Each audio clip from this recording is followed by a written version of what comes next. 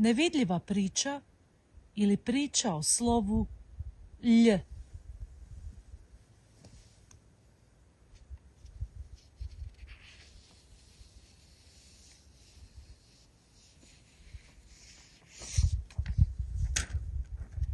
Zrak zrakljuje.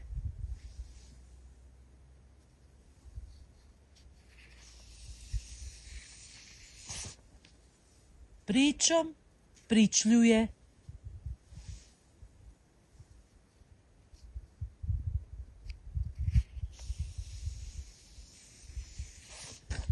Filtrima filtriljuje.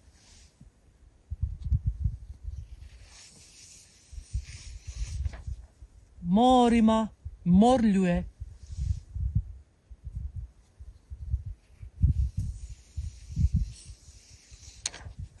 Kisikom kisikljuje.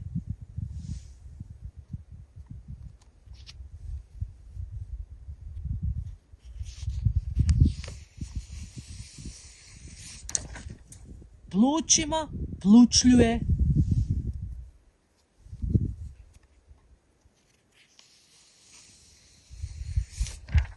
Minutama minutljuje.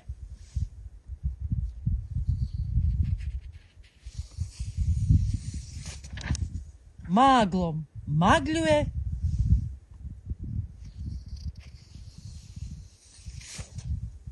Udahom udahljuje.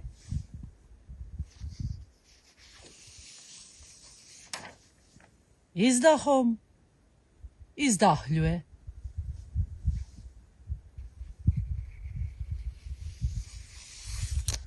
Čiča miča, gotova i ova priča.